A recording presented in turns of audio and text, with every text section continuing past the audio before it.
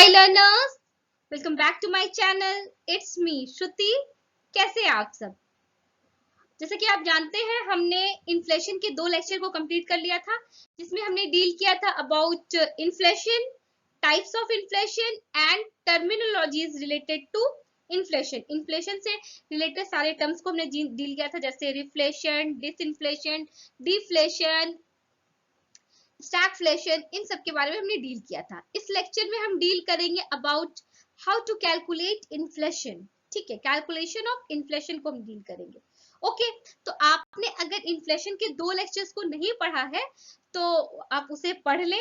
मैं उसका link description में डाल दूंगी। ओके, तो आज हमें क्या पढ़ना है? आज हमें पढ़ना है कैलकुलेशन ऑफ इन्फ्लेशन। इन्फ्लेशन को कैलकुलेट करने के लिए 3 इंडेक्स प्रेजेंट है हमारी कंट्री में। हर कंट्री अपने मॉनेटरी पॉलिसी या फिस्कल पॉलिसी बनाने से पहले क्या करती है? इन्फ्लेशन को देखती है।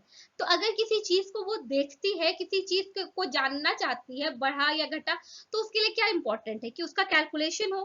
कैलकुलेशन करने के लिए वो 3 इंडेक्स का यूज करती है: wholesale price index, consumer price index and producer price index. ठीक है, तो आज हम पढ़ेंगे about all 3 indexes. Okay, now WPI। WPI क्या है? Wholesale price index. See, with the help of WPI, inflation is calculated at the wholesale level. कोई भी गुड्स का जो दाम होता है ना, वो 2 तरीके का दाम हमेशा आप सुनते होंगे: wholesale price and retail price. तो जो WPI है वो हमेशा होलसेल लेवल पे गुड्स के दामों को, गुड्स की इन्फ्लेशन को कैलकुलेट करती है। ठीक है, WPI is published by Office of Economic Advisor under Ministry of Commerce. See, कोई भी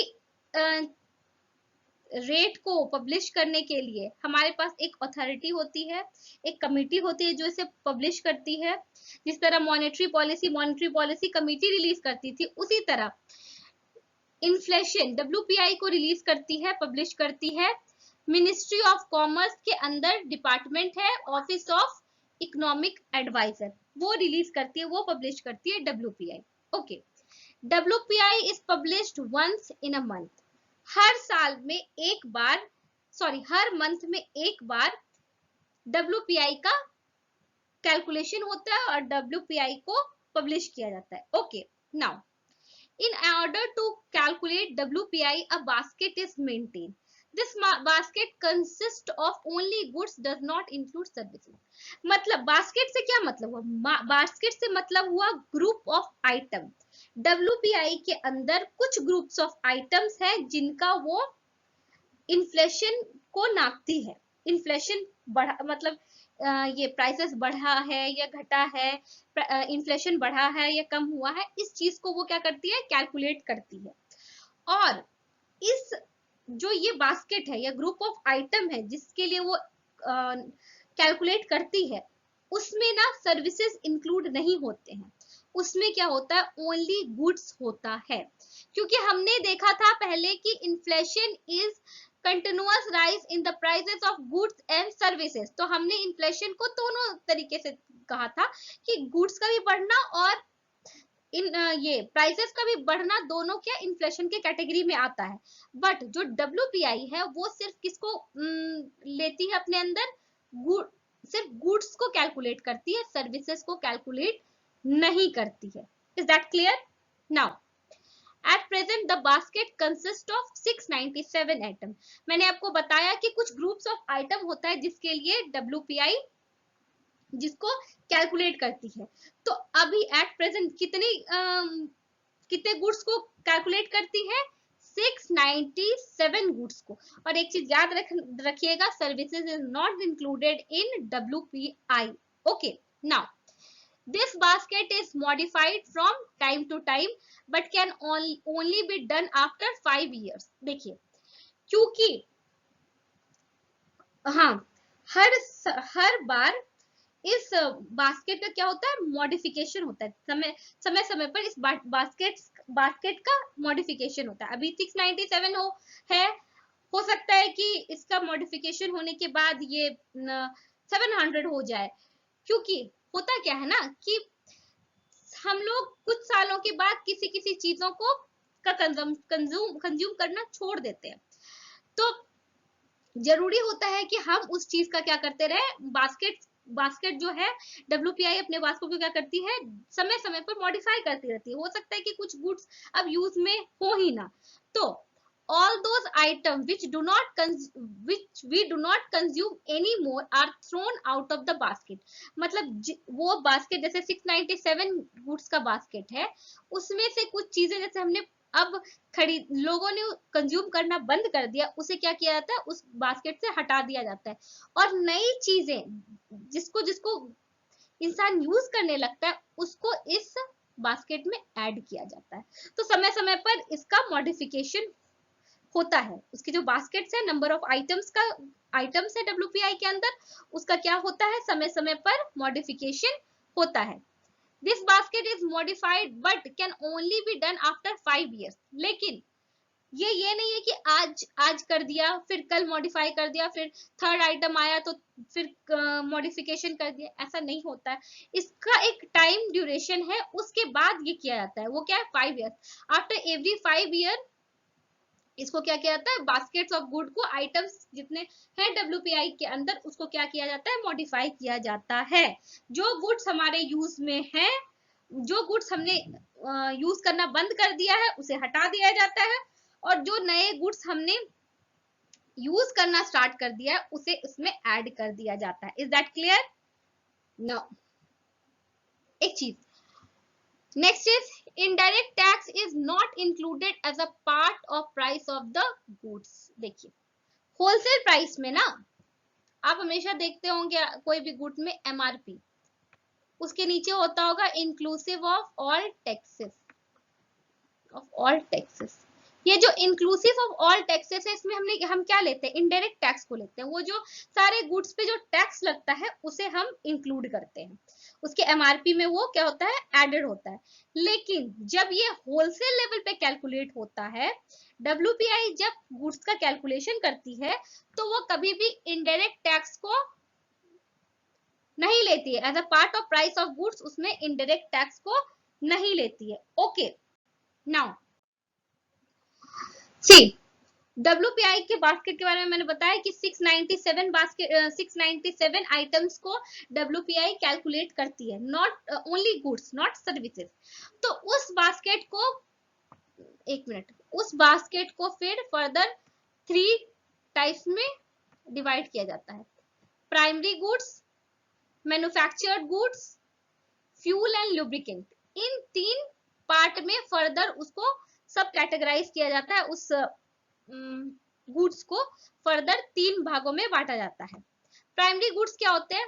primary goods are those goods which we directly derive from land, plant, trees, animal etcetera. It consist of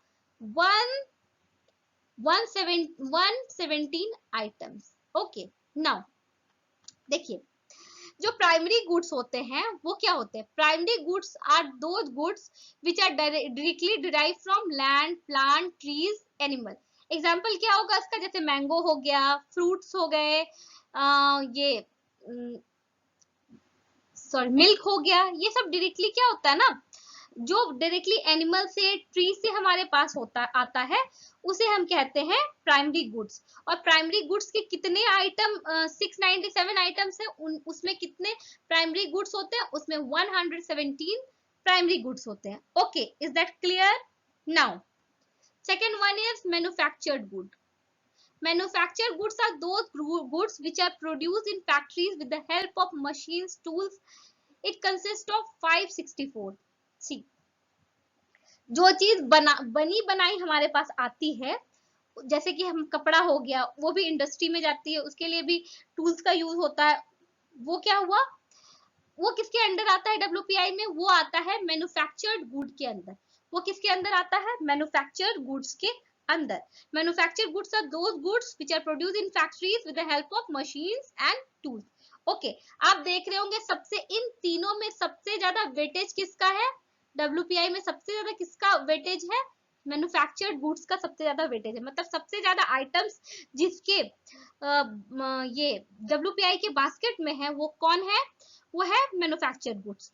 तो 697 में 117 item होते हैं primary के, 564 होते हैं manufactured के।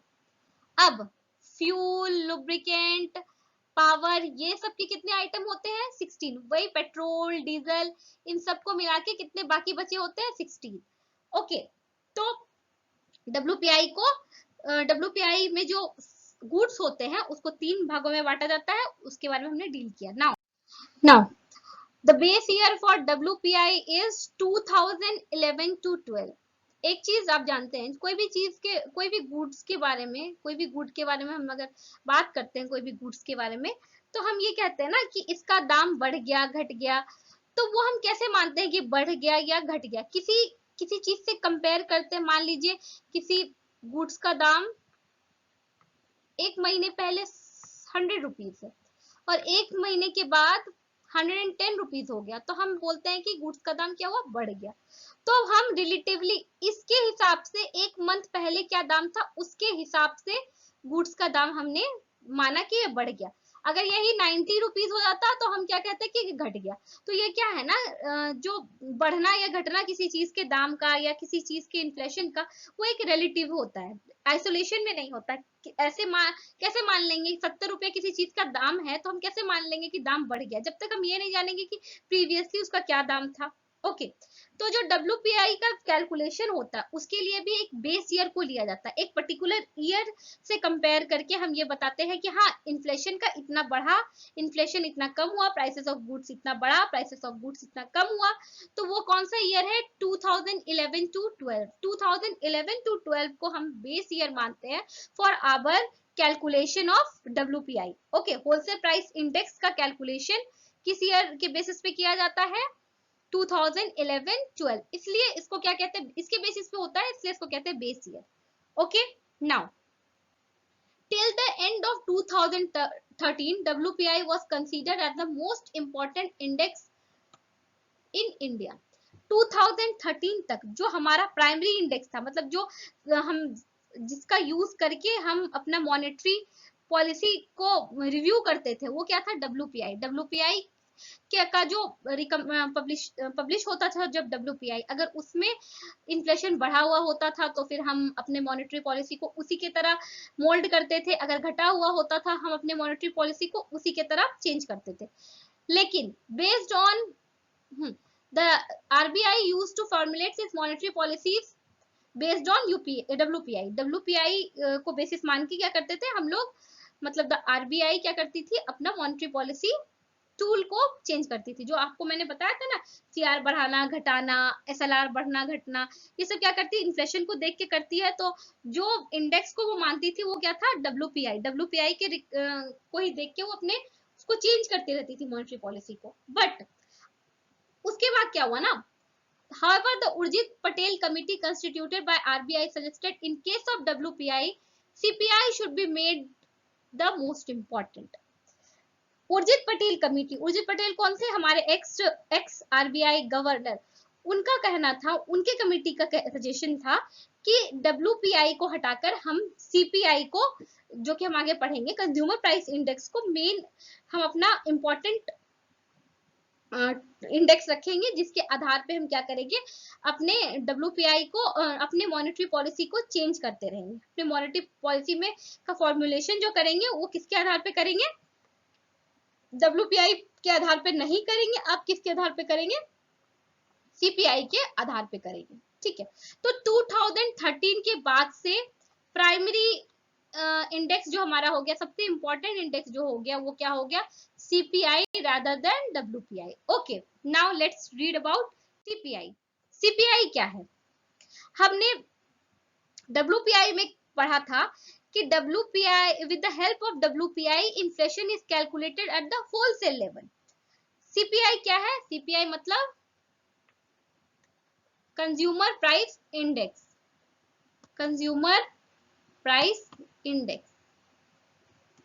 with the help of CPI inflation is calculated at the retail level. जब हम इन्फ्लेशन का कैलकुलेशन रिटेल लेवल पे करते हैं तो हम किसका यूज करते हैं, किसके यूज से करते हैं, सीपीआई का, कंज्यूमर प्राइस इंडेक्स का। It include both goods and services.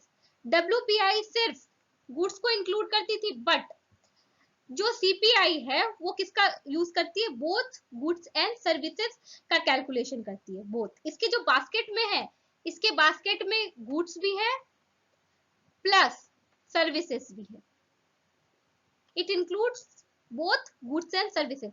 और इसी यही मेन कारण है कि उर्जित पटेल कमेटी ने ये रिकमेंड किया कि हमें डब्ल्यूपीआई को छोड़ के सीपीआई की तरफ शिफ्ट होना चाहिए। मॉनेटरी पॉलिसी फॉर्मुलेशन के लिए हमें सीपीआई का यूज करना चाहिए, क्योंकि गुड्स एंड सर्विसेज दोनों को इंक्लूड करती है CPI. Now CPI is difficult to calculate price data mainly because retail outlets are numerous and at the same time there is price variation at retail level throughout the country.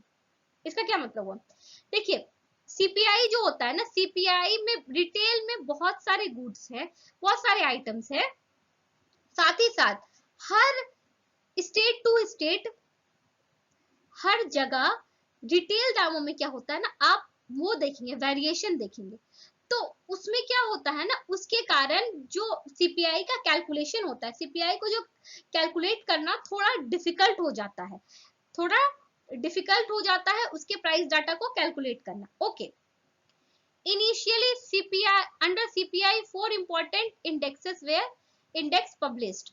देखिए CPI में पहले ना 4 तरह के index को publish किया जाता था।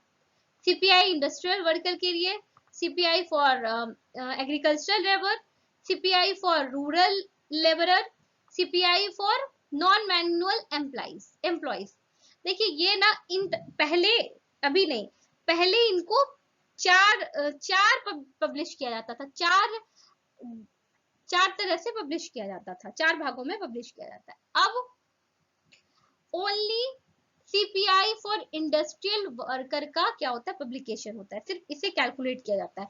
Out of these price data CPI industrial worker is still publish but other 3 are no longer in use.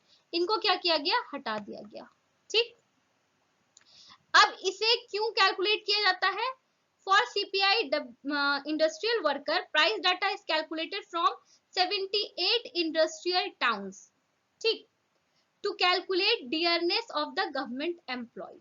देखिए इंडस्ट्रियल टाउन में इसका कैलकुलेशन इसलिए किया जाता है कि कितनी महंगाई बढ़ी है, उससे एम्प्लॉयज के जो डियरनेस, मतलब एम्प्लॉय का जो सैलरी है उसका कैलकुलेशन करने में, उसको डीए देने में, मतलब डियरनेस अलाउंस देने में गवर्नमेंट के लिए ये हेल्पफुल होगा, इसलिए इन तीनों को तो हटा दिया गया, बट इसको अभी भी इसका कैलकुलेशन होता है। सीपीआई इंडस्ट्रियल वर्कर का अभी भी कैलकुलेशन होता है 78 इंडस्ट्रियल टाउन में, जिससे to calculate dearness of the government employees, कितना कितना महंगाई बढ़ा है और उस बेसिस पे गवर्नमेंट सबको डियरनेस अलाउंस देती है, उसके लिए अभी भी सीपीआई आईडब्ल्यू का यूज होता है। Now the all 3 indices were discontinued, in place of them 3 new indices were under CPI were introduced। उन तीनों को हटा दिया गया और उन तीनों की जगह पे 3 नए इंडेक्सेस को यूज किया जाता है, इंडिसेस का यूज किया जाता है। They are CPI for urban, CPI for rural, CPI combined. ये तीन का अब जो जिस बेसिस पे CPI कैलकुलेट होता है, ये 3 को ही यूज किया जाता है, इन्हें ही इंट्रोड्यूस किया गया, CPI urban, CPI rural, CPI combined. They are all calculated by CSO under ministry of static and programme implementation. Okay, कभी कभी हो जाता है। तो CSO क्या होता है, हाँ किसके under, CSO under ministry of statics and program implementation। Okay, now CPI urban price data is calculated from 310 urban areas। 310 urban areas से क्या होता है, उसका डाटा लिया जाता है और उससे CPI urban को कैलकुलेट किया जाता है। सीपीआई रूरल के लिए क्या होता है, 1182 विलेजेस का के इन्फ्लेशन को कैलकुलेट किया जाता है। और सीपीआई कंबाइंड में क्या होता है, CPI combined is the average of first two, मतलब CPI urban, CPI rural and CP को कंबाइंड का एवरेज निकाल के सीपीआई कंबाइंड निकाला जाता है। ओके, नाउ हमने पढ़ लिया डब्ल्यूपीआई, सीपीआई, अब क्या है पीपीआई। अब पीपीआई क्या है, PPI is producer price index. ठीक है, प्रोड्यूसर प्राइस इंडेक्स क्या होता है, producer price index is an index which is used in order to calculate the inflation at point of production। देखिए, कोई भी गुड्स होता है ना, उसका दो लेवल होता है। एक होता है प्रोडक्शन लेवल, जहां पे उसको प्रोड्यूस किया जाता है। एक होता है डिस्ट्रीब्यूशन। डिस्ट्रीब्यूशन क्या होता है ना, कि गुड्स का जो ट्रांसपोर्टेशन कॉस्ट है, गुड्स को भेजने का जो खर्चा है, पैकिंग पैकेजिंग, ये सब किसके अंडर आता है ना, डिस्ट्रीब्यूशन के अंदर आता है। तो जो पीपीआई है ना, वो डिस्ट्रीब्यूशन को इंक्लूड नहीं करती है। पीपीआई प्रोडक्शन, मतलब प्रोड्यूसर के समय, प्रोडक्शन के समय जो प्राइस ऑफ बढ़े या घटे, उसके बारे में उसके जो इन्फ्लेशन का कैलकुलेशन होता है, वो क्या होता है, पीपीआई करती है। ठीक है, ये डिस्ट्रीब्यूशन को इंक्लूड नहीं करती है। ट्रांसपोर्टेशन कॉस्ट, इनडायरेक्ट टैक्सेस, ये सब इसमें इंक्लूडेड नहीं होता है। ठीक है, and Abhijit Sen committee propose to depart from WPI to PPI. ये शायद 2003 में, जैसे उर्जित पटेल कमेटी का रिकमेंडेशन 2013 में आया था, ये अभिजीत सेन कमेटी का रिकमेंडेशन 2003 में आया था, जब हम प्राइमरी इंडेक्स डब्ल्यूपीआई को मानते थे, उसको यूज करते थे। उस समय ये प्रपोज किया गया था कि डब्ल्यूपीआई से हमें किस पे शिफ्ट हो जाना चाहिए, प्रोड्यूसर प्राइस इंडेक्स पे, और उसके आधार पे हमें अपने मॉनेटरी पॉलिसी टूल्स का फॉर्मुलेशन करना चाहिए। ठीक है, आज के लिए इतना ही है, और आज इन्फ्लेशन टॉपिक कंप्लीट हो गया। इसमें आपको कोई भी परेशानी आएगी, क्योंकि जनरली इन्फ्लेशन बहुत बोरिंग टॉपिक होता है, जनरली स्टूडेंट्स को पढ़ना नहीं चाहते हैं। और ये तो, और सीपीआई डब्ल्यूपीआई तो ऐसा लगता है कि सो डिफिकल्ट समझने में, तो मैंने जितना भी इजीली मैं कर सकती थी, अकॉर्डिंग टू माई कैपेबिलिटी, मैंने उतना इसको इजी बना के आपको बताया है। और अगर कोई भी दिक्कत हो तो मैं ऑलरेडी कहती हूँ, आप कमेंट सेक्शन में से पूछे। और अगर पसंद आए तो please like share and subscribe. और मैं कुछ नेक्स्ट वीडियो में कोई नए चैप्टर को स्टार्ट करूंगी इकोनॉमी के। तो अब till then, like share and subscribe. Have a nice day, thank you, bye.